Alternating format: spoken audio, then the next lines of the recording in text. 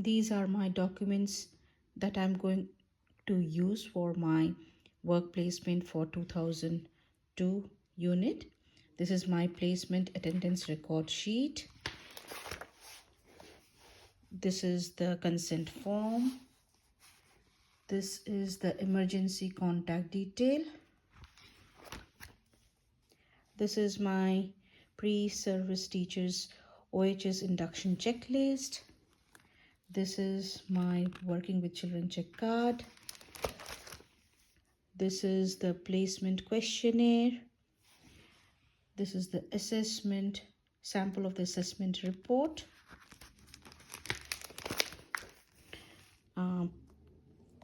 Documentation of planning cycle, 10 samples, 10 sheets, reflective practice protocol,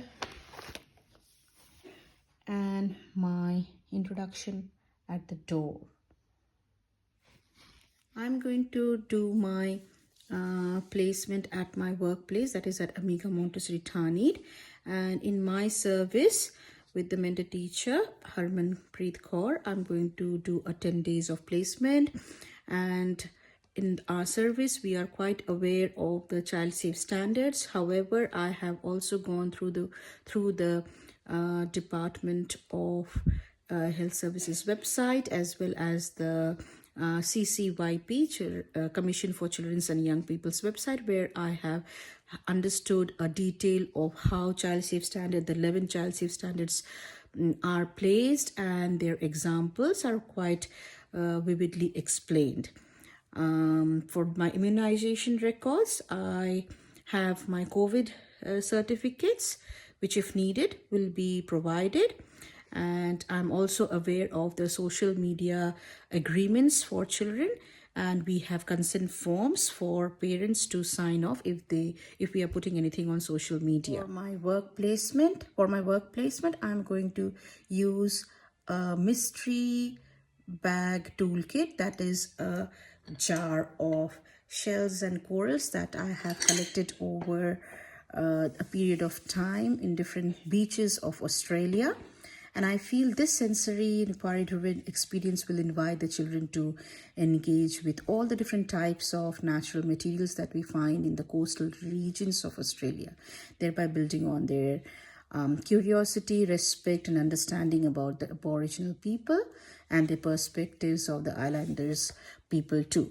I think children are always drawn to excitement when they find some new things, and I believe introducing the variations of shells, the different sizes, the shapes and textures will increase their sense of touch, observation, and conversations that will support hands-on exploration for many outcomes. David Sowell always emphasizes the importance of place-based sciences, where the environment encourages the children to form a meaningful relationship with the world around them. This also aligns with EYLF outcome 2, where children become connected to the world around them through learning about the cultural heritage and about the ecosystem and sustainability. As children will be involved learners through this group experience, they will find a sense of identity. They will be able to stay calm and focused through this sensory experience and participate in conversations and open-ended questions and learning about the life inside the shells. This clearly links to the different outcomes of identity, well-being, learning, and communication that we are always underpinning in the Being, Belonging, Becoming book of Asqua. To build on my connections with the children, I believe I will introduce and possess the quality of a deep listener and a visual listener too. Building a trusting relationship always makes things easier for a teacher. I will try to give equal opportunities to all children in the room, irrespective of their capabilities and their skills. Even if we come across challenging behavior, it's essential to understand how children of various abilities are able to access different modes of engagement. McArdle and Zolo emphasizes on inclusive pedagogy in their book, which values children engagement like visual, tactile, and imaginative participants. Shells and corals hold spiritual significance for Aboriginal people, especially people living in the coastal regions and in the islands. Shells and corals are part of their artwork, tools, and ceremonial practices. Teaching children the importance of these artifacts and their value to the First Nations people build awareness of the cultural heritage and will teach children to respect and value their traditions. I believe that the exposure to these natural artifacts draws on Vygotsky's social learning theory too. As children will explore the shells in the jar, they will be curious and will ask questions and imitate each other's behavior, thereby scaffolding their own learning. Once I observe how they feel, I will be then able to extend on their learning through group collaboration and continued interactions.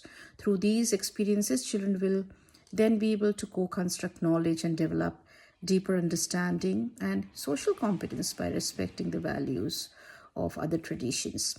I will incorporate further learning through dream time stories, acknowledging the country, and further extend their play opportunities through sorting shells activity, counting activity, creative expression, painting, and natural calming experiences that through sound of shells, like tapping with shells or clapping with them, and foster different affordances of play that value children's agency and ideas.